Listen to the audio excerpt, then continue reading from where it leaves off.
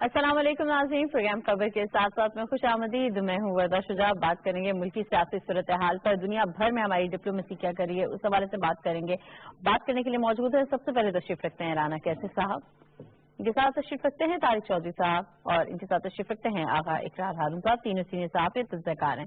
नाज़रीन, आज के प्रोग्राम में हम सबसे पहले बात करेंगे चीन के शहर सानिया में जारी इस वक्त बाओ फोरम की, जिसके इफ्तिताही सेशन से खिताब किया चीन के सदर शी जिनपिंग से। और अभी कुछ ही लम्हे पहले वज़ीर आज़म पाकिस्तान शाहिद खाकन अब्बासी ने भी इस फोरम के इजलास से खिताब किया है। इसके अलावा पाकिस्तान और चीन के माबैन मुफाहमत की 2 यादाश्तों पर दस्तखत हुए हैं। वज़ीर आज़म शाहिद खाकन अब्बासी ने खिताब के हवाले से मैंने आपको बता दिया है, सदर शी जिनपिंग जो है वो भी खिताब कर चुके हैं और मिलकर इस खिते की तरक्की के हवाले से अपने विजन से उन्होंने दुनिया को आगाह किया है। तो ये आज का हमारा पहला मौजू होगा। दूसरा मौजू जो हम प्रोग्राम में शामिल करेंगे, इंतखाबात आने वाले हैं, इंतखाबात की तैयारियां इलेक्शन कमीशन की जानिब से जारी और सारी हैं, लेकिन साथ ही साथ कुछ सिचुएशन इस तरह भी हुई है कि हर दफा जब 5 साल के बाद इंतखाबात आते हैं तो कुछ मौसमी परिंदे होते हैं जो उड़ाने भर लिया करते हैं। इस बार भी ऐसा ही हुआ है। कई दफा पार्टियां बदलने वाले एक मरतबा फिर से सरगर्म हो गए हैं, जोड़ तोड़ का अमल शुरू हो गया है, अपनी वफादारियां तब्दील करने का मेरा ख्याल है वक्त आ गया है और वही सूरत हाल हम देख रहे हैं। तीसरा मौजू जो प्रोग्राम में शामिल करेंगे वो सहाफियों के लिए एक अच्छी और बड़ी खबर है। वफाकी हुकूमत ने सहाफियों के लिए 8वें वेज बोर्ड का ऐलान कर दिया है। वज़ीर ममलकत इत्तलात और नशरियात मरीम औरंगजेब ने बोर्ड की तश्कील का ऐलान किया। इसमें क्या क्या मुराद सहाफियों को हासिल हो सकेंगी, किस हद तक फायदेमंद है, इसको डिस्कस करेंगे। और चौथा और आखिरी मौजू, शाम में हम देख रहे हैं कि मुसलसल शाम के शहरियों की जिंदगी अजीरन बना दी गई है। वहां पर कत्लो गारत गरी जारी है और अब वहां पर कीमियाई हमलों की इत्तलात मिलना शुरू हो गई हैं। इस हवाले से तहकीकात भी शुरू हो गई है कि आया ये हमले हुए भी हैं या नहीं। और जहरीली गैस के हमले में 70 अफराद की हलाकत पर आलमी बरादरी में तशवीश की लहर दौड़ गई है, क्योंकि मासूम बच्चे भी इससे मुतासर हुए हैं, बुरी तरीके से बड़े भी हुए हैं। तो देखना है कि क्या वाकई कीमियाई हथियारों का वहां पर इस्तेमाल हो रहा है या नहीं हो रहा, तो इसको जांचेंगे। पहली खबर का इंतखाब हमने किया नाज़रीन रोजामन हवाई वक्त से। खबर है जी कि पाकिस्तान और चीन के दरमियान तेल गैस के शोबे में ताउन की 2 मुफाहमती यादाश्तों पर दस्तखत। सी पैक को खिते में जोड़ने के हवाले से अहम किरदार अदा करेगा। सी पैक चीन दुनिया में इक्तिसादी आजादी का चैंपियन है और पाकिस्तान जून में शंघाई ताउन तंजीम का हिस्सा भी बनेगा। वज़ीर आज़म ने कुछ इंटरव्यूज दिए हैं वहां के टीवी चैनल्स को, उस पर भी बात करेंगे। राना कैसे साहब, बाओ फोरम का आगाज हो गया है। कुछ ही लम्हे पहले वज़ीर आज़म पाकिस्तान ने भी खिताब किया है और दुनिया को जो इक्तिसादी राहदारी से फायदे इस खिते को मिलने वाले हैं उनसे आगाह किया है। क्या बताएंगे जी वर्दा, सबसे पहले तो ये देखना है कि व्हाट इज बाओ फोरम। बाओ forum is non governmental organisation जो इंटरनेशनल बहुत बड़ी एक लिहाज से, जिसमें हेड्स ऑफ स्टेट्स, जिसमें एकेडेमिया, जिसमें पॉलिसी मेकर्स, बहुत लोग शिरकत करते हैं हर साल। ये आप इसको इस तरह कह सकते हैं कि लाइक डावोस में जैसे वर्ल्ड इकोनॉमिक फोरम की हम बात करते हैं, ये उसके एक पैरेलल आप समझ लीजिए कि ऐसा एक फोरम है जो कि एशिया स्पेसिफिक है बेसिकली। लेकिन इसका मतलब ये नहीं कि सिर्फ एशिया की ही इसमें रिप्रेजेंटेशन होती है, इसमें वेस्ट से भी लोग आते हैं। और बेसिक जैसे मैंने आपसे कहा कि इसमें government leaders, businessman, academia, policy makers, लोग जो इकोनॉमी से रिलेटेड, ट्रेड से रिलेटेड लोग जाते हैं, एक विजन अपनी वहां पे शेयर करते हैं like in world economic forum. इसका बुनियादी मकसद जो है वो एशिया को प्रमोट करना है और एशिया के हवाले से जो डेवलपमेंटल इश्यूज हैं, जो प्रॉस्पेरिटी से रिलेटेड इश्यूज हैं, उनको डिस्कस करना और एक विजन लेके जाना आगे। बाओ फोरम में प्राइम मिनिस्टर की शिरकत जो है इस वक्त बहुत इंपॉर्टेंट इन अ वे कि इस वक्त आप देखें कि चाइना, चूंकि ये चाइना में बेस्ड है ये फोरम जो है, जिस तरह हम देखते हैं कि world economic forum largely Davos जो होता है और वो स्विट्जरलैंड। तो प्राइम मिनिस्टर का जाना और चाइनीज प्रेसिडेंट का वहां पे खिताब करना बुनियादी तौर पे जो खिते में और पूरी दुनिया में इस वक्त एक कनेक्टिविटी थ्रू सी पैक और इकोनॉमिक डेवलपमेंट और चाइना के जो इकोनॉमिक इनिशिएटिव्स हैं दुनिया में, उस हवाले से चाइनीज प्रेसिडेंट ने अपनी एक विजन जो है इस हवाले से वहां पे दी। अभी थोड़ी देर पहले हमारे वजीर आजम ने खिताब किया। प्राइम मिनिस्टर का जो एड्रेस है बेसिकली वो पाकिस्तान को भी शोकेस किया इन्होंने। पाकिस्तान के हवाले से उन्होंने खास तौर पे जो अमन की कोशिशें इस खिते में, जिसको उन्होंने एक रेफरेंस दिया, ट्राइलैटरल जो फोरम है चाइना, अफगानिस्तान और पाकिस्तान, उसका भी जिक्र किया कि पाकिस्तान उस हवाले से क्या इकदाम कर रहा है। चंद रोज कबल पाकिस्तान के वजीर आजम काबुल का भी दौरा करके आए, जिसको चाइना ने बहुत अप्रिशिएट किया। उन्होंने इस हवाले से पाकिस्तान के इनिशिएटिव को, क्योंकि अमन जो है वो गारंटी करता है किसी भी किस्म की तरक्की हो या डेवलपमेंट के जितने भी इश्यूज हैं, तो जब तक अमन नहीं है तो डेवलपमेंट भी नहीं हो सकती। तो लिहाजा चाइना एक बहुत अहम किरदार अदा कर रहा है इस वक्त इस खित्ते में अमन के हवाले से भी, और पाकिस्तान के इन तमाम एफर्ट्स को सपोर्ट कर रहा है। फिर आपने जिक्र किया है कि 2 MOUs जो साइन हुए, इसमें दोनों बड़े सिग्निफिकेंट हैं MOUs। उसमें आप देखिए कि एक MOU जो है वो पाकिस्तान स्टेट ऑयल और पावर चाइना के दरमियान हुआ। इसके जरिए इस MOU की जो अंडरस्टैंडिंग डेवलप हुई है उसमें यह तय हुआ कि ये दोनों कंपनीज जो हैं वो एक क्रूड ऑयल पाइपलाइन जो है वो बिछाएंगी पाकिस्तान में। उसके साथ इंटरस्टेट गैस सिस्टम जो है पाकिस्तान का वो और पावर चाइना जो है वो नॉर्थ साउथ गैस पाइपलाइन जो है वो करेंगे। उसका मकसद होगा कि एक अनइंटरप्टेड कंटिन्यूस पावर सप्लाई उन एरियाज में जहां पे पावर गैस की जो सप्लाई है वो कम होती है और डिमांड ज्यादा होती है। तो ये MOU का साइन करना, ये जाहिर है कि जब भी इस तरह के दौरे होते हैं और उसमें हमारे वजीर भी वहां पे मौजूद थे, तो वो एग्रीमेंट साइन होते हैं, MOUs होते हैं, और पाकिस्तान और चाइना का कोई भी फोरम पे आपस में मिलने का मकसद ये है कि आप मजीद एक स्टेप आगे जाते हैं। वो जो एक स्ट्रेटेजिक पार्टनरशिप है उसको मजीद स्ट्रेंथन किया जाता है।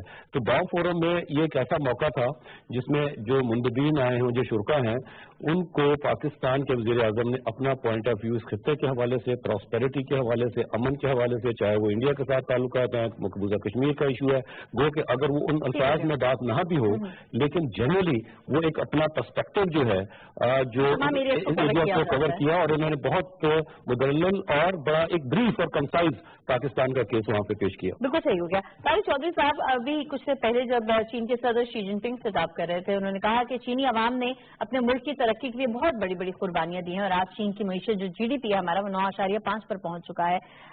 साथ ही साथ उन्होंने कहा कि हमें अभी भी बहुत से चैलेंजेस दरपेश हैं, लेकिन हम दुनिया को अमन, सलामती, इत्तेफाक के साथ आगे लेकर बढ़ना चाहते हैं। क्या समझते हैं इस खित्ते के ममालिक चीन की इस तरक्की से कैसे फायदा उठा सकते हैं? देखिए, इसके 3 कंपोनेंट है। एक चीनी सदर का खिताब, प्राइम मिनिस्टर ऑफ पाकिस्तान ने थोड़ी देर पहले जो खिताब किया, और इसके अलावा जो चाइना ग्लोबल नेटवर्क है उसको एक इंटरव्यू दिया हमारे प्राइम मिनिस्टर ने, और इसके अलावा देखना ये है कि बाव फोरम में क्या कुछ हुआ। इसका जो स्लोगन है इस फोरम का, open and innovative Asia for regional prosperity, कि जो एशिया है वो जिसकी तरफ कई दफा राना साहब भी बार बार कहते हैं कि जो फ्यूचर सदी है, जो हवा सदी है, इसमें जो पावर का और सभी सरगर्मियों का मरकज है, इर्तिकाब है, वो एशियन ममालिक की तरफ झुक रहे हैं। और 5-6 ऐसे ममालिक हैं, 3-4 ममालिक ऐसे हैं जो ऑलरेडी इस थ्रेशोल्ड पे पहुंचे हुए हैं, और कुछ ममालिक ऐसे हैं जो कि उस बारे बढ़ रहे हैं, और अगर स्टेबिलिटी हुई तो अलग मेजबानी से पाकिस्तान मुल्कों में शामिल होगा। और जिस तरह हमारे यहाँ 2025 का रीजन चल रहा है, उसके बाद जो है पाकिस्तान भी उन मुल्कों में आएगा जिनकी तरफ एशिया और दूसरे देख रहे होंगे। ये तो एक फ्यूचर की बात है, वो कौन में फैसला करना है कि किस तरह से इजराइल के साथ लड़ेगी। जो चीनी सदर का खिताब है, चीन जो है दुनिया को एक नया विजन दे रहा है। वो ये कह रहा है कि दुनिया आगे तब बढ़ेगी जब इकोनॉमिक कनेक्टिविटी होगी। बजाय इसके कि ममालिक जो है दिफा और दीगर इशू, दिफा भी यहाँ नहीं होता, लेकिन दुनिया इस तरफ जाए असले की दौड़ हो, असला साजी हो, और सारा पैसा जो है वो मिलिट्री बिल्डअप पर लगा दिया जाए। उनका विजन ये है कि आप जंग ग्लोबलाइजेशन के तहत और दुनिया के ममालिक को एक दूसरे के साथ इन्वॉल्व करके मुआशी मफादात की जो कड़ी है उसमें परोगर एक दूसरे के साथ ममालिक आगे बढ़े, ताकि दुनिया में खादी तरक्की हो। और जिस तरह से चीन ने कुर्बानियां दे दी, देखिए चीन के अवाम ने यूनिटी ऑफ कमांड जो है उसको अपनाया, और जो लीडरशिप ने फैसले किए मुल्क के मफाद में उसको अपनाया, उसको फॉलो किया, जिसके नतीजे में आज चीन जो है दुनिया के लिए चैलेंज बना हुआ है। तो उनका जो आज खिताब था, और उन्होंने इस खिताब से पहले जो रीजन जारी किया था, वो यही था कि इक़्तिसादी जो तरक्की है वो सबसे ज्यादा जरूरी है, और तमाम मुल्कों का जो बराबरी है वो इस तरफ इस मामले की तरफ उसकी तरफ हो जानी चाहिए।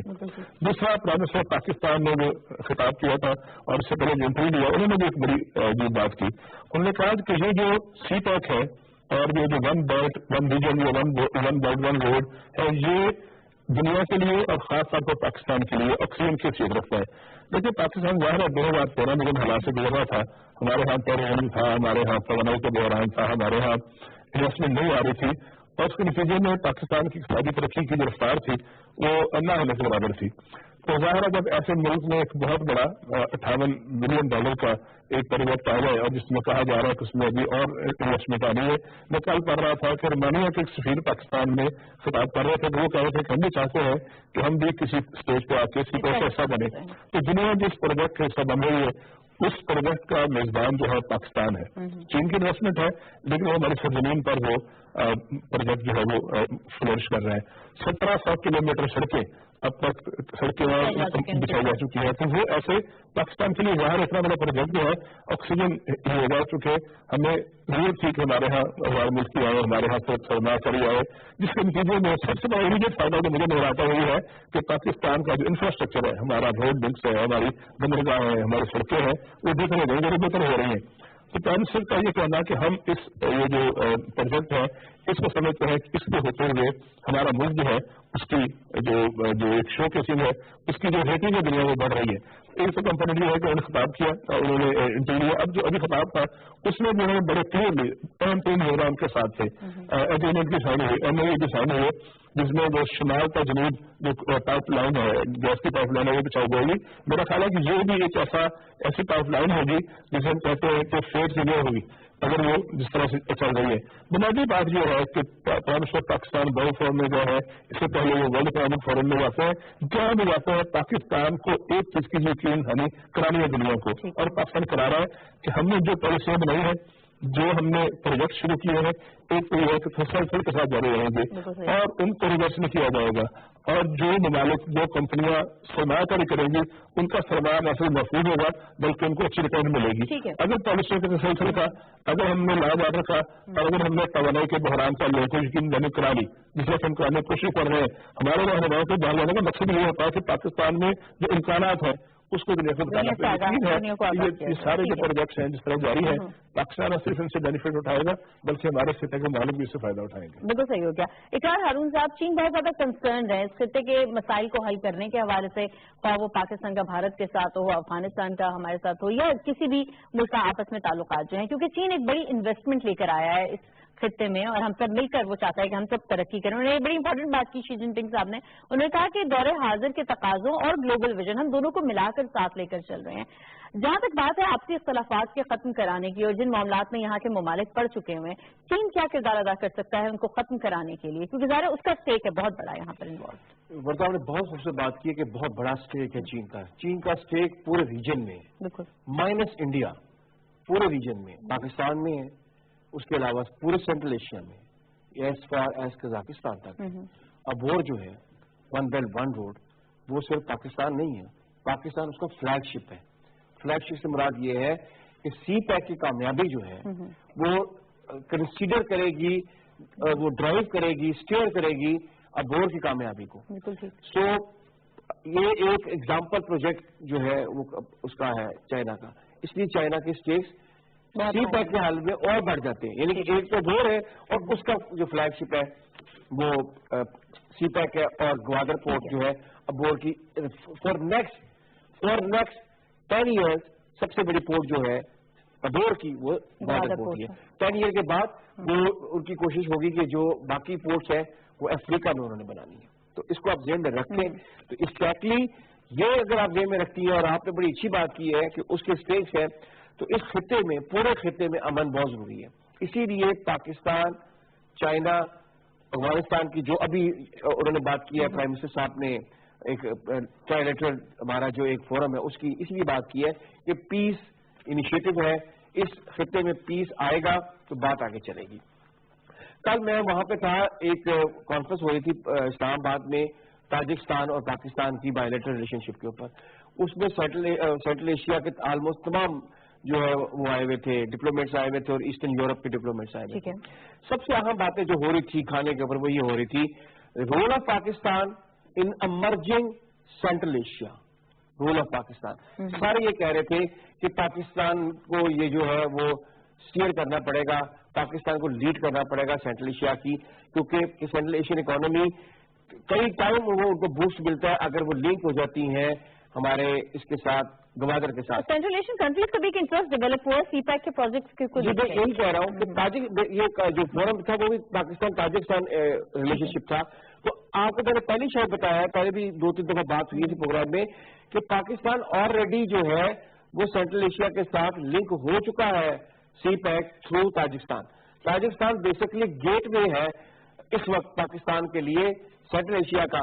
فارگیٹ افغانستان کے حالات کب ٹھیک ہوں گے اب کوئی ویٹ نہیں کر رہے. ورنہ ایک زمانہ تھا کہ لوگوں کا خیال تھا پلاننگ کے نیو سلک روڈ کا جو کانسیپٹ تھا جو ہیلری کلنٹن صاحبہ نے دیا تھا وہ تھا کہ جی افغانستان کے حالات بدلیں گے تو پھر ایک نیو سلک روڈ ہوگی، وہ پھر مائنس جو ہے ایران وہ ڈائریکٹلی جائے گی، ترکی جائے گی. وہ ساری باتیں بیچ میں رہ گئی اور نیو سلک روڈ کا کانسیپٹ ختم ہو گیا جو امریکہ نے اپنا جو ہے وہ برج کیا تھا، پلانٹ کیا تھا یا اسپانسر کرنے کی کوشش کی تھی. صرف اور صرف جو حقیقت ہے وہ سی پیک ہے اور سلک روڈ ہے. Silk Road connects Pakistan through China to Central Asia. دیکھیے ہمیشہ جو سلک روڈ ہے جو ایک ہمیشہ ہسٹورک سلک روڈ ہے، برا نہ بنائیے گا، اس میں افغانستان نہیں تھا، وہ کاشی سے آتی تھی، کاشی سے لنک تھی اس کے ساتھ تاجکستان کے ساتھ. اس وقت تاجکستان کو اس وہ یعنی کہ تاجک SSR تھا. اس سے اگر آپ پچھلے چل جائیں، اگر بال بیرونی کے آپ زبانیں پڑھیں، وہ آپ کو ایک روٹ ملتا ہے اپنا سلک روڈ کا جس کو ایگزیکٹلی سلک روڈ نہیں کہتے تھے، اسے کہتے تھے اس کو ایک یعنی کہ ایک شاخ کہتے تھے سلک روڈ کی جو کہ افغانستان سے گزرتی ہوئی پہنچتی تھی سمرقند. لیکن ایکچولی جو سلک روڈ ہے جس نے دنیا میں ساری کی ساری ٹریڈ کی وہ افغانستان سے نہیں گزرتی تھی. یہ ہسٹوریکل پرسپیکٹو میں ہمیں جانا پڑے گا، دیکھنا پڑے گا کہ اس میں 3 چیزیں ہیں. ایک ہے کلاسیکل سلک روڈ، ایک ہے ٹریڈیشنل سلک روڈ، ایک ہے ٹریڈ سلک روڈ. تینوں سلک روڈ میں افغانستان نہیں ہے. لیکن پھر بھی افغانستان کی ترقی، افغانستان کے بیچ میں امن پاکستان کے لیے بہت ضروری ہے، کیونکہ اس کے علاوہ اس پورے خطے میں ترقی نہیں ہو سکتی. اگر افغانستان میں اگر ڈیسٹیبلائزیشن رہتی ہے تو افغانستان از سو ہیوج کہ وہ پورے کے پورے جو خطے کو ڈیسٹیبلائز کرتا ہے. کبھی وہ اپنا اس میں ازبکستان میں ایک ریڈیکل اسکیم بن جاتی ہے تو کبھی پاکستان میں اٹیک ہو جاتے ہیں.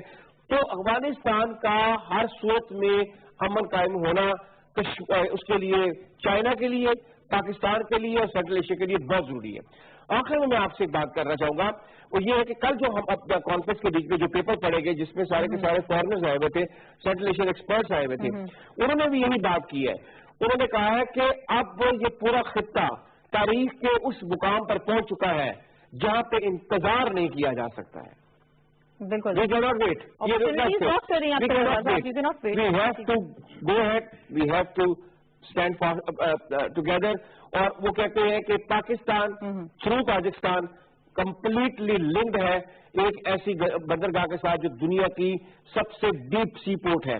اور ایک اس میں آپ کو ایک اور بات بتا دوں جو مجھے کل پتہ چلی ہے، وہ یہ ہے کہ پاکستان جو ہے وہ جو اپنی تجارت ہے وہ انشاءاللہ میرے خیال میں اسی مئی سے تھرو کاشی جو ہے وہ پاکستان میں شروع کرنے لگا. بالکل صحیح. اور ہم آپ کو ناظرین آگاہ کر رہے ہیں باؤ فورم جو کہ چین کے شہر سانیہ میں اس وقت جاری ہے. چین کے صدر نے افتتاحی سیشن سے خطاب کیا. انہوں نے کہا کہ ہم دور حاضر کے تقاضوں اور گلوبل ویژن کو ساتھ لے کر چل رہے ہیں. ان کا بہت سے مسائل کا سامنا ہے لیکن ہم اس خطے کے تمام ممالک کے ساتھ مل کر ترقی کرنا چاہتے ہیں، ان کو ایک ساتھ لے کر چلنا چاہتے ہیں. اور وزیر اعظم پاکستان شاہد خاقان عباسی نے بھی دنیا میں وہاں پر جا کر جو ہمارے پاس مواقع موجود ہیں ترقی کرنے کے جس سے تمام ممالک فائدہ اٹھا سکتے ہیں ان سے دنیا کو آگاہ کیا ہے، شرکاء کو آگاہ کیا ہے. انہوں نے کہا کہ آئیں ہم سب مل کر ترقی کرتے ہیں. امن و سلامتی کی بات کی گئی ہے، آپ کے اختلافات کو بھلا کر ترقی کرنے کی بات کی گئی ہے. تو بہت زیادہ پازیٹیو وے میں ہم موو فارورڈ کر رہے ہیں. باؤ فورم اس وقت جاری ہے. شی جن پنگ صاحب خطاب کر چکے ہیں، وزیر اعظم پاکستان نے خطاب کیا، دیگر عالمی رہنما بھی باؤ فورم کے سیشن سے خطاب کر رہے ہیں. پاکستان ٹیلی ویژن آپ کو اپڈیٹ رکھے ہوئے اس حوالے سے. آپ ہمارے ساتھ ہی رہیے. یہاں پر ہم لیں گے ایک بریک سے واپس آئیں گے اور شامل کریں گے مزید موضوعات.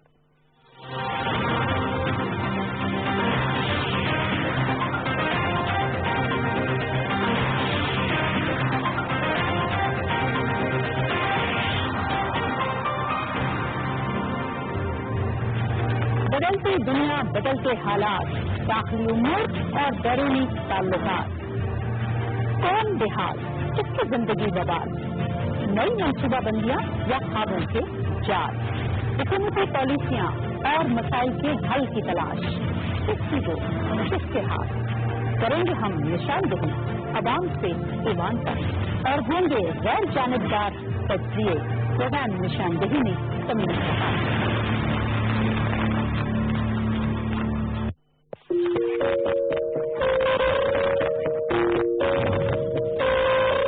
ہر شخص کو اپنی رائے رکھنے اور اس رائے کے اظہار کا حق حاصل ہے اور اس حق میں یہ امر بھی شامل ہے کہ وہ آزادی کے ساتھ اپنی رائے قائم کرے اور جس ذریعے سے چاہے ملکی سرحدوں کا خیال کیے بغیر علم اور خیالات کی تلاش کرے، انہیں حاصل کرے اور ان کی تبلیغ کرے.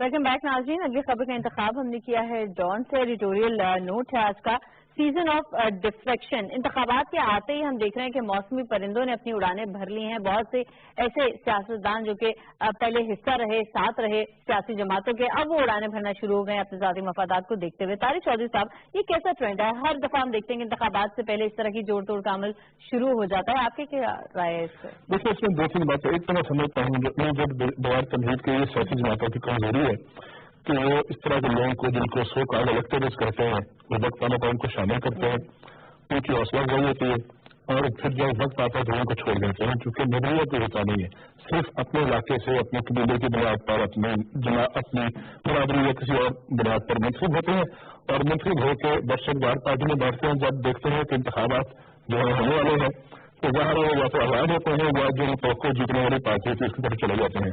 تو جانے والے بھی قصوروار ہیں، ان کو قبول کرنے والے بھی ان کو بھی چاہیے کہ اگر وہ ان کی حوصلہ شکل کرے تو ایک وقت آئے گا کہ لوگ ایسی ہاں میں اس میں آگے بات کروں گا. 1993 میں ان سے بغیر ہم دیکھا کرتے تھے کہ ایک دن میں پوری کی پوری جماعت میں پوری کی پوری اسمبلی ایک جگہ چھوٹ کے دوسری جگہ چلی جایا کرتی تھی. غلام نبی آزاد کی پارٹی تھی، چیف منسٹر تھے. حالات ایسے تھے کہ ایک دن کے اندر میرے خیال 100 سے زیادہ ارکان ایم پی جو تھے وہ وائن صاحب وہ مسلم لیگ کے سیکرٹری سے اٹھے اور وہ دنیا کے لکھے دفتر میں چلے گئے اور وہاں ایک نئی انہوں نے اپنی بنا لی. تو اس وقت سینکڑوں میں ہوتا تھا. آج اس میں نیگیٹو پازیٹو دونوں کی بات کریں گے. پازیٹو بات یہ ہے کہ مشکلات کے باوجود آفس کے باوجود اور ایسے حالات کے باوجود کہ جب ایک جماعت جو مسلم لیگ میں مشکلات میں نظر آتی ہے تعداد ابھی بہت کم ہے. ورنہ ہم نے دیکھا تھا کہ جیسے ذرا سا کوئی حالات تبدیل ہوتے تھے کہ لوگ جو ہے وہ باقاعدہ گروپوں کی شکل میں بیٹھ جایا کرتے تھے.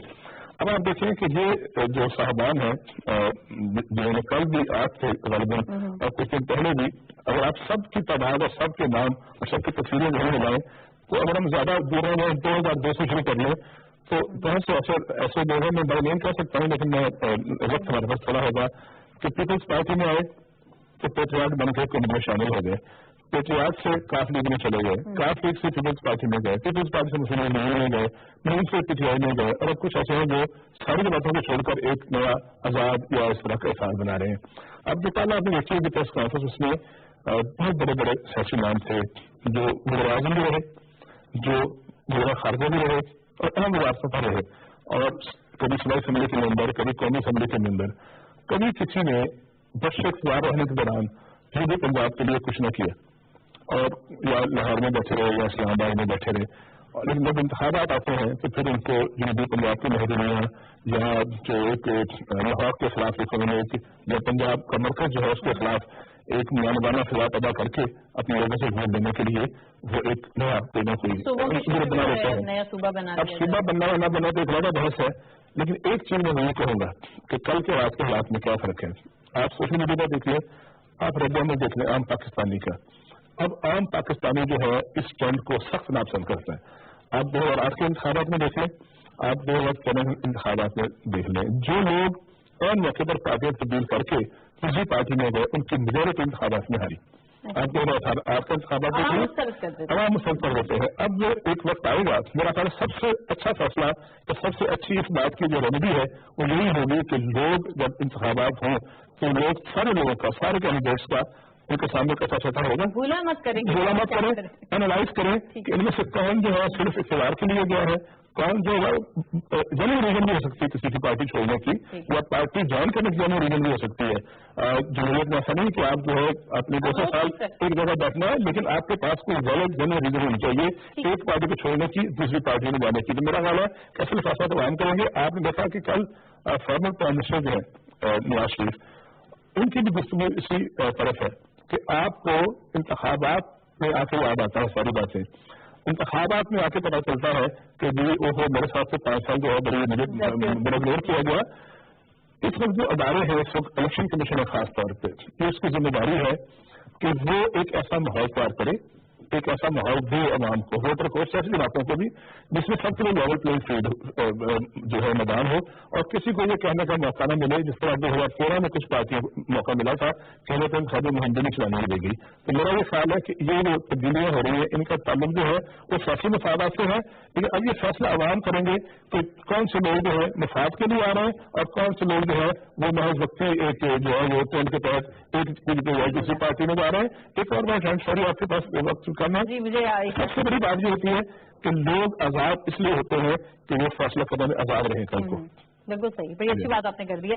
इकरार हारून साहब, आवाम की अदालत में जाना है, आवाम की अदालत में फैसले करने हैं, लेकिन जो अवामी लीडर होते हैं, जो कमिटमेंट करके आते हैं अवामी लीडर होने की और अवामी मसाइल को उजागर करने के हवाले से, किस हद तक उनमें ये जज्बा पाया जाता है कि वाकई उन्होंने अवाम की खिदमत करनी है, या सिर्फ बरसरे इक़्तिदार रहकर वो ये समझते हैं कि किया जा सकता है और जो भी पार्टी उन्हें लग रहा होता है कि थोड़ा ऊंची जा रही है तो उनके साथ शामिल होता है? देखिए, वरना पाकिस्तान की जो पार्लियामेंटेरियन सिस्टम है मैं उसमें मुकम्मल बिलीव करता हूँ, और उसके विजन पैरामीटर जो भी होता है वो आपको एक्सेप्ट करना पड़ेगा। लेकिन बात जो है वो ये है कि हमने अपनी तारीख में देखा है, एज ए रिपोर्टर देखा है, यहाँ पे पूरे के पूरे ग्रुप्स बनते हैं, यानी कि अपना जो है PMLQ हमारे सामने वजूद में आती है एक पर्टिकुलर स्पेसिफिक सर्कमस्टांसिस में, उसी में फिर हमने पैट्रियट को एक पर्टिकुलर स्पेसिफिक सर्कमस्टांसिस में बनते हुए देखते हैं। अब ये एक नया जो है शायद कोई एक ग्रुप बनने जा रहा है पर्टिकुलर स्पेसिफिक सर्कमस्टांसिस में। ये तो मेरा ख्याल है कि ये एक फर्द बाहर नहीं होंगे।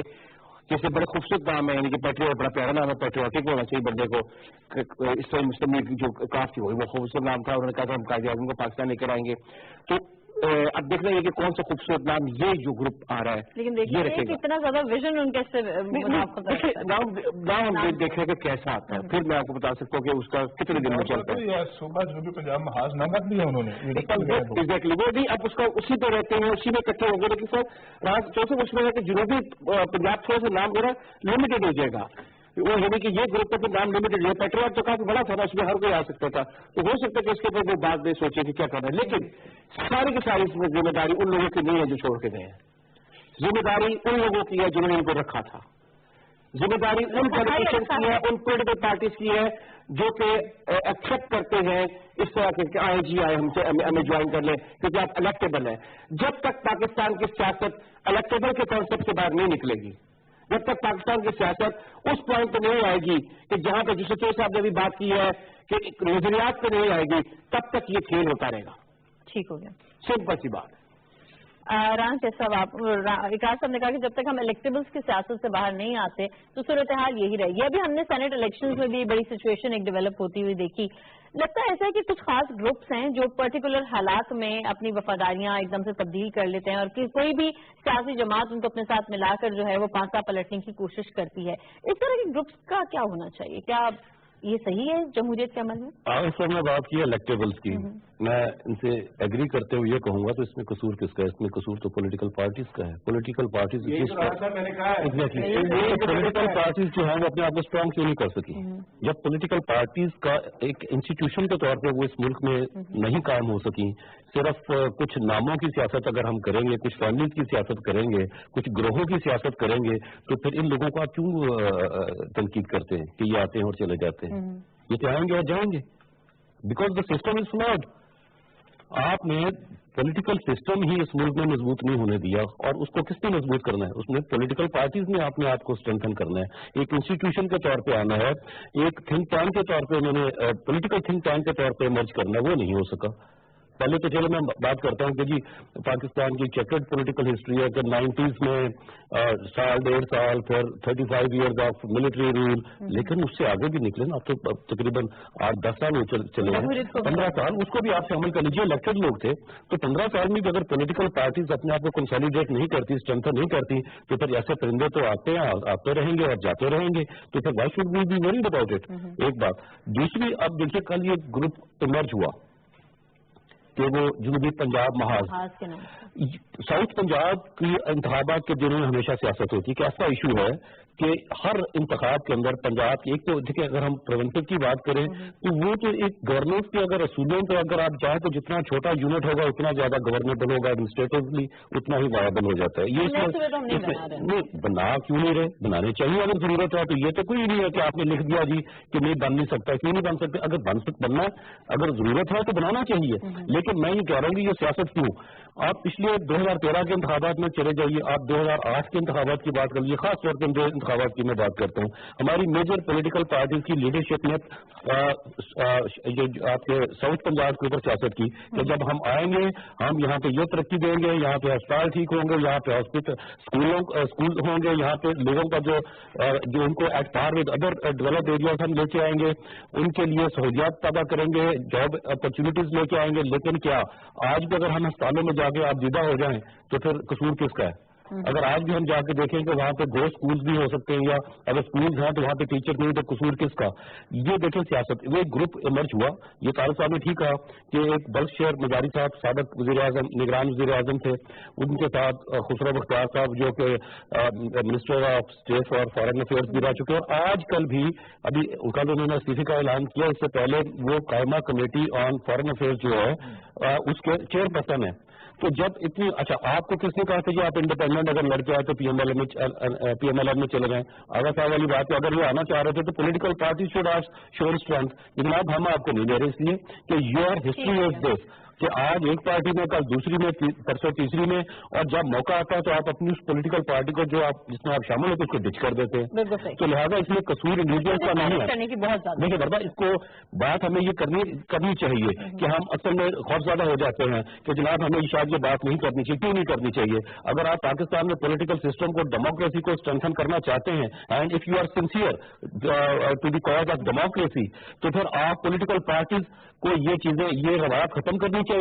اور اگر آپ کہتے ہیں جی کل کو دیکھیں ہر پولیٹیکل پارٹی کا آخری جملہ، ہر پولیٹیکل پارٹی میں اگر آپ دیکھیں کہ ان کے جو اس وقت الیکٹڈ لوگ ہیں ان میں سے میں میجورٹی نہیں کہتا بٹ ا گریٹ نمبر، یہ جو گریٹ نمبر سے مراد کہ بہت سارے لوگ ایسے ہیں جو پچھلے سال پچھلی حکومت میں کسی اور کے ساتھ تھے، آج کسی اور کے ساتھ، اس سے پہلے کسی اور کے ساتھ تھے. تو لہٰذا وہ الیکٹیبل والا کام ختم کرنا پڑے گا آپ کو. بالکل صحیح ہو گیا. ناظرین یہاں پر اگلا موضوع پروگرام میں شامل کرتے ہیں. انتخاب ہم نے کیا رسامہ ایکسپریس سے وزیر مملکت برائے اطلاعات نے صحافیوں کے لیے 8ویں ویج بورڈ کا اعلان کر دیا. اقرار ہارون صاحب تو پوچھیں گے 8واں ویج بورڈ کیا ہے؟ 18 سال کے بعد لایا گیا ہے، کیا ریزنس تھے کہ اتنا عرصہ نہیں آ سکا؟ پہلی تو بات یہ ہے کہ 5ویں کے بعد سیدھا تھا اپنا 8واں ہے. 5واں مجھے نہیں ملا تھا، میں کافی دیر یاد کرتا رہا تھا جس اخبار میں کام کرتے ہیں، کافی پیسے کافی پیسے، اور شروع میں تو ہوتا تھا کہ آپ یہ سوچتے تھے کہ یہ ویج بورڈ بعد ملے گا تو اتنے پیسے آ جائیں گے، کیونکہ آپ ورکنگ کلاس کے لوگ ہیں جی، اتنے پیسے آ جائیں گے تو ہم یہ کریں گے. وہ خواب کی رات کہیں زندگی کہیں سے کہیں لے گئی، وہ 5واں ویج بورڈ ہمیں نہیں ملا. لیکن بہرحال 5ویں کے بعد 8واں کیسے آ گیا یہ تو بتائیں. 5واں آیا بھی تو ایریاز نہیں ملے ابھی تک. وہ ایریاز کی بات کر رہا ہوں میں، یہی تو کہہ رہا ہوں کہ ہم انتظار کرتے ہیں اس کا. اچھا مجھے نہیں پتا کہ نارمس کے بیچ میں میں ہاتھ ملا کے چوہدری صاحب کو مبارکباد دے سکتا ہوں کہ نہیں دے سکتا ہوں اپنا وائل ان لائف پروگرام، لیکن but credit goes to this man who sitting just head to me just with us. Chaudhry صاحب آپ کو بہت مبارک ہو، آپ نے ایک نئی تاریخ رقم کی ہے، اور کریڈٹ گوز ٹو ہماری منسٹر کہ انہوں نے کھلے دل سے ہماری بات سنی ہے. لیکن پھر بھی چودھری صاحب یا افضل بٹ صاحب یا باقی ہمارے سارے دوست جتنے بھی ہیں، انہوں نے ایک کمٹمنٹ شو کی کہ ہم نے اب یہ جنگ لڑنا ہے اور لڑی. لیکن ہمیں جنگ کی صورت پہلے ہوئی، محبت کا پیغام آ گیا اور جو ہمیں ویج بورڈ مل گیا. اس کی اب جو ایگزیکیوشن ہے وہ میں طارق صاحب بہتر آپ کو بتا سکتے ہیں کیونکہ he is the one of the pillars. لیکن بہرحال طارق صاحب میں یقین سے کہہ سکتا ہوں ایز اے جرنلسٹ، خدا کی قسم وہ ورکنگ جرنلسٹ جو ایک انتظار کر رہا تھا اپنی تنخواہ کا، وہ آپ کو اس کی نسلیں آپ کو دعائیں دیں گی. بس اس کی ایگزیکیوشن کروا دیجیے گا. یہ 5ویں ویج بورڈ کی طرح صرف ایک نام نہ رہے. This is most important thing for me right now. ساری پالیسیز آتی ہیں اور جیسے کہ ریاست کا نام ہی رہ جاتے ہیں اور 5ویں کے بعد 8واں ویج بورڈ تو آ گیا, لیکن ایگزیکیوشن سب کا یہ سوال ہے کہ ایگزیکیوشن کب ہوگی اور کیا واقعی ہو جائے گی کہ نہیں. کیا پہلی بات تو یہ آغا صاحب نے مجھے اس میں خان کا تشریف لیا. یہ پی ایف ڈی کی کال تھی افضل بٹ صاحب کی اور پوری تنظیم کی. حیدرآباد میں اجلاس ہوا تھا اور سب سے بڑی بات یہ ہے کہ انپریسیڈنٹڈ کل اجتماع تھا. آپ یقین کیجیے کل جب لوگ آ رہے تھے وہاں ہمیں دھرنا دینا تھا, احتجاج کرنا تھا انڈیفینٹ پیریڈ کے لیے, تو گوتکی سے کوٹ دلی سے سندھ کے ایسے ایسے شہروں سے لوگ آئے ہوئے تھے ہمارے گلے ساتھی کہ جن شہروں کا ہمیں نام نہیں پڑا تھا اخباروں میں, جو سینکڑوں کی تعداد میں تھے. اور ظاہر ہے ورکنگ جرنلسٹ کا سینکڑوں کی تعداد میں آنا, اپنی نوکری چھوڑ کر, اپنے گھر چھوڑ کر, اپنی ذمہ داریاں چھوڑ کر, یہ بہت بڑی بات تھی. بہرحال ایک کاز تھا کہ جو ویج بورڈ جو بہت سال پہلے آخری اناؤنس ہوا تھا, سپریم کورٹ کے ڈیسیژن تھے, سپریم کورٹ کے ڈیسیژن پر بھی مالکان نے عمل نہ کیا اور بہت عرصے تک جدوجہد جاری رہی. اب جو آپ نے بات کی ہے کہ یہ کیسے امپلیمنٹ ہوگا, دیکھیے میں خوشی کے ساتھ اور مبارکباد کے ساتھ ساتھ اور خاص طور پر منسٹر انفارمیشن جو کل 5 گھنٹے پروفیسر میں بیٹھی رہی اور بڑے صبر ازما بڑے تمل کے ساتھ انہوں نے مذاکرات بھی کیے اور انہوں نے میجورٹی جو تھی تقریباً 99% جو تھے جرنلسٹوں کے تنظیموں کے مطالبات کو مانا بھی, اور یہ بڑا ایک اچھے دستر کا انہوں نے مظاہرہ کیا اور یہ بڑا تاریخی دن تھا وٹنس کیا ان سب نے. لیکن ساتھ ساتھ دوستوں کو کہ ابھی جدوجہد کے بہت سے مراحل باقی ہیں.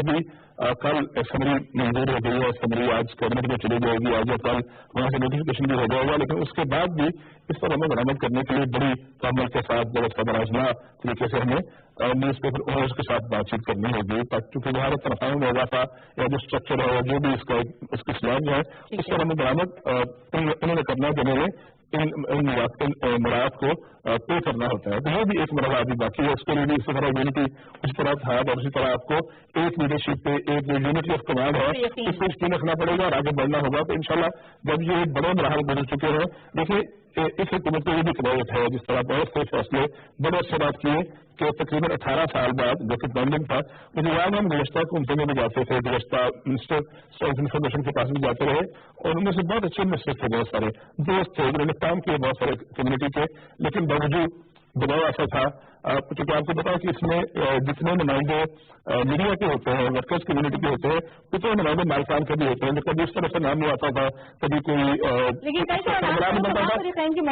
جی اس میں سب کے نام ہیں, مجھے بھی نہیں, لیکن سب کے نام ضرور شامل ہے کیونکہ مالکان دوارا کوئی کہاں ہوتا ہے کہاں ہوتا, لیکن کنسلٹ کر کے وہ سارا بھی بیک گراؤنڈ میں چلتا رہا. لیکن بنیادی بات یہ ہے کہ بہت اچھا فیصلہ ہے, بہت تاریخی فیصلہ حکومت کے ایک بہت اچھے کارنامے میں شمار ہوگا, لیکن ہمیں ابھی اور جدوجہد کرنی پڑے گی. اور یہ سارے ساتھی جو بیٹھے آپ سمیت ہم سب کو اس میں شریک رہیں گے. تو جو لوگ پرنٹ میڈیا سے وابستہ ہیں ان کا جو ایک ان کے جو حق ہے ان کو ملنے کے لیے مزید جدوجہد کرنی پڑے گی. رانا کیسا پاکستان ایک ایسا ملک ہے جہاں پر ہر شعبہ فکر سے لوگوں نے بڑی بڑی قربانیاں دی ہیں اس ملک کے امن کے حوالے سے, اپنی خدمات کے حوالے سے, اور صحافی جو ہے ان کا بھی ایک بہت بڑا رول رہا ہے, انہوں نے بہت قربانیاں دی ہیں. لیکن وہ یہ شکوہ کرتے نظر آتے ہیں کہ ہماری خدمات کا اعتراف اس طرح نہیں کیا گیا یا ہمارے حقوق جو ہے اس سے جو ہے نظر ہٹائی گئی. کیا سمجھتے ہیں کہ کیا مزید کچھ چیزیں یا مراعات دینے کی ضرورت ہے صحافی کو؟ اور الیکٹرانک میڈیا ہم دیکھتے ہیں کہ بہت سے ٹی وی چینلز کے ملازمین بھی اس طرح کی آواز بلند کرتے ہوئے ہمیں دکھائی دے رہے ہیں کہ ان کو کب کب سے سیلریز نہیں ملی ہیں, مراعات نہیں ملتی ہیں, انہیں کیا کہیں گے؟ دیکھیے انفارچونیٹلی ہوا یہ ہے ہمارے ہاں کہ لیبر کلاس چاہے وہ صحافت میں ہے یا ورکنگ کلاس کی میں بات کر رہا ہوں, کسی بھی شعبے سے کسی بھی انڈسٹری سے ہے, ان کے رائٹس جو ہیں وہ اس طرح نہیں ملے جس طرح ملنے چاہیے تھے. لیکن اس کے ساتھ ساتھ ڈیوٹیز کی بھی بات آتی رہی. اب صحافی جو ہے وہ 24 گھنٹے کام کر رہا ہوتا ہے آلموسٹ, اف ناٹ 24 آورس. جو ڈیسک پہ بیٹھے لوگ وہ تو چلو 8-10 گھنٹے کام کرتے ہیں. ایک رپورٹر جو ہے ہمارا جنرلی ٹرینڈ یہ ہے کہ اس کی تو شفٹ نہیں ہے, اس کے تو ورکنگ آورس ڈیٹرمنڈ ہی نہیں ہے. تو رات کو بھی ایڈیٹر فون کرے گا میرے جیسا کہ جناب آپ کدھر ہیں, خبر کریں تو اس کو بیچارے کو کرنی پڑتی ہے. یہ بہت سارے ایشوز ہیں. لیکن میں یہ کہہ رہا ہوں کہ آج وی آر ان اپریل, جولائی میں انتخابات ہو رہے ہیں. Would we be able to implement this wage award within this time? I doubt. I doubt इसके कुछ रीजन है, मैं उस कंट्रोवर्सी में नहीं पढ़ना चाह रहा कि क्यों यानी इस टाइम पे ये हो रहा है। अगर ये इस टाइम पे जो अगली गवर्नमेंट आएगी वो कच्चा जी पिछली गवर्नमेंट करके गया एक नया सिलसिला शुरू हो जाता है, इम्प्लीमेंट हो जाता है तो बहुत अच्छी बात है।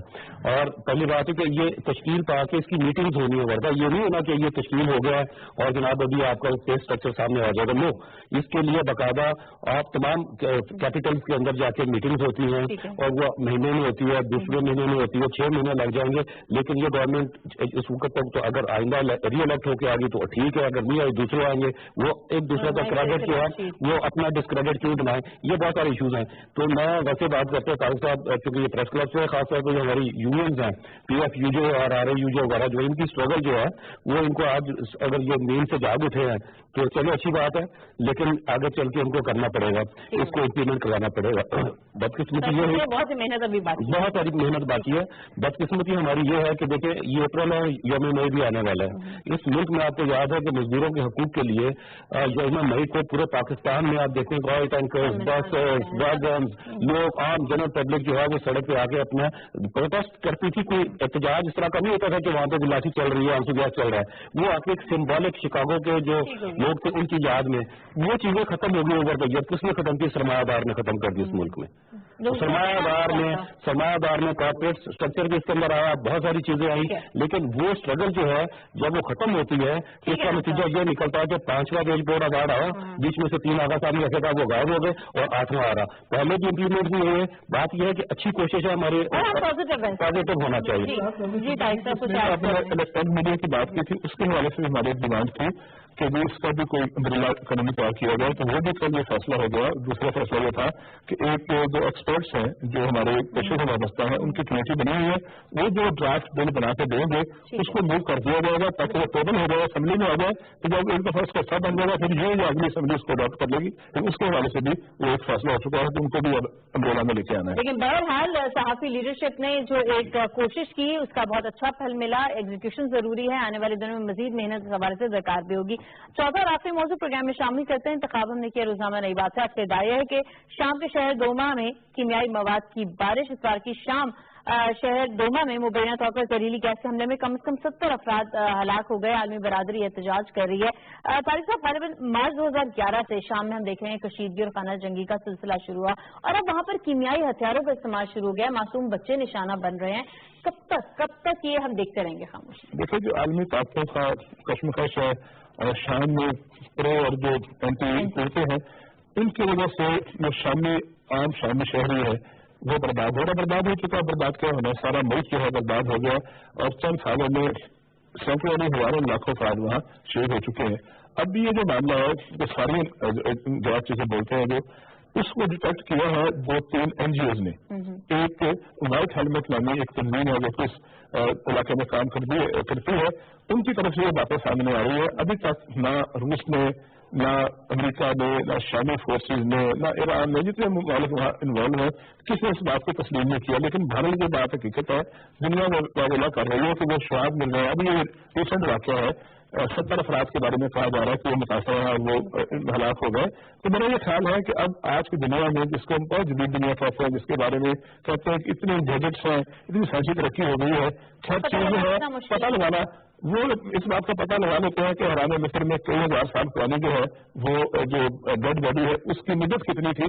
तो ये फिर ये जो साइंस है, ये जो तरक्की है, ये तहकीक है, वहां जाके क्यों नहीं। असल बात ये है कि मुख्तलिफ जो आलमी ताकतें हैं उनके जो मुफादात हैं, सियासी मुफादात हैं, उसकी वजह से खामोशी है। यूनाइटेड नेशन हो, कोई हो, आगे बड़े तहकीकात तो पता तो चले कि हुआ क्या है और इस वाकये में मुलव्वस कौन है, ताकि उसका चेहरा दुनिया के सामने बेनकाब हो। बिल्कुल सही।